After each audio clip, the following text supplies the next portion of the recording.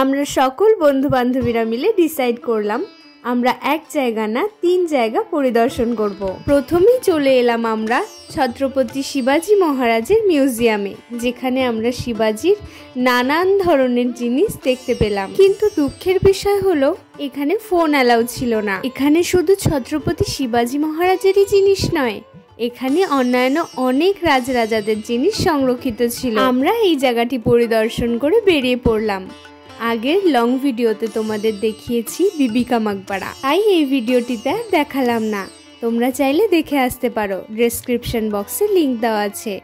আমরা বিবি কা মাকবারার পাশ দিয়ে আর 10 মিনিটের রাস্তা অতিক্রম করে পৌঁছে গেলাম ঔরঙ্গাবাদ গুহা। ঔরঙ্গাবাদ শুনলেই চোখের সামনে ভেসে ওঠে অজন্তা ইলোরার অপরূপ সব গুহা মন্দির। কিন্তু অজন্তা ইলোরা ছাড়াও এই ঔরঙ্গাবাদ শহর থেকে একটু দূরে রয়েছে অজন্তাবাদ ক্লিপস বা অজন্তাবাদ গুহা। গুহাগুলি এক জায়গায় নয়, 1 থেকে 5 নম্বর গুহা পাহাড়ের পশ্চিম দিকে, 6 থেকে 12 নম্বর গুহা দেখার জন্য প্রায় 2 কিলোমিটার দূরে যেতে হয় পাহাড়ের পূর্ব দিকে।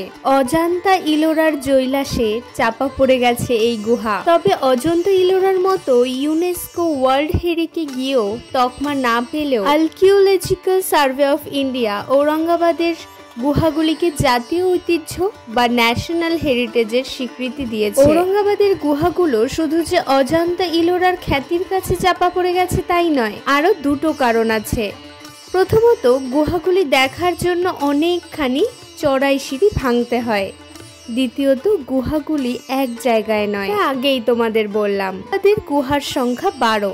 আজ থেকে প্রায় 1400 বা 1500 বছর আগে তৈরি এই মন্দিরগুলো পাহাড়ের পূর্ব থেকে পশ্চিম দিকে বিস্তৃত।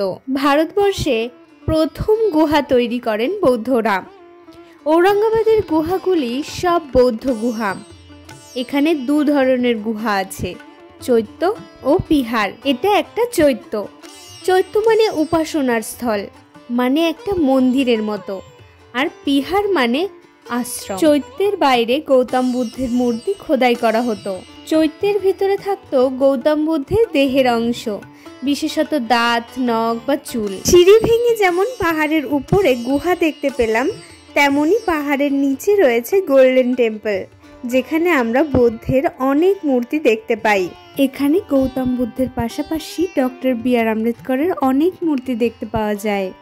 ডক্টর বি আর আম্বেদকর নাম শুনলেই অনেকের একটা কথাই মনে হয় যে তিনি ছিলেন ভারতের সংবিধান রচয়িতা। কিন্তু মনে রাখা দরকার যে ডক্টর বি আর আম্বেদকর পরিচয় শুধু ভারতবর্ষের সংবিধান প্রণয়তাই নয়, তিনি ছিলেন ভারতবর্ষের দলিত সমাজের মুক্তিদাতা, ঈশ্বর। এখানে গৌতম বুদ্ধের নানান ধরনের মূর্তি বিক্রি হচ্ছিল।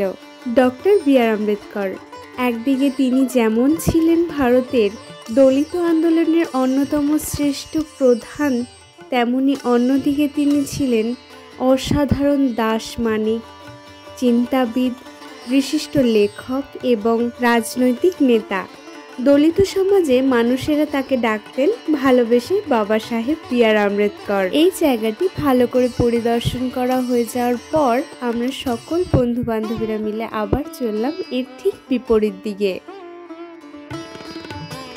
আর এই দিকে আমাদের 3 বন্ধু শাহরুখ খান হয়ে গেছে, আর এই বেচারা ছেলেটাকে দিয়ে ভিডিও বানাচ্ছে।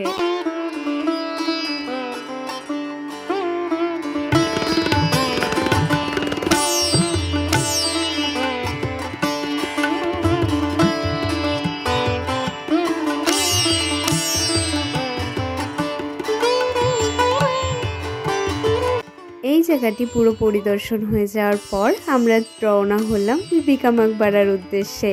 আগের লং ভিডিওতে তোমাদের দেখিয়েছি, তোমরা চাইলে দেখে আসতে পারো।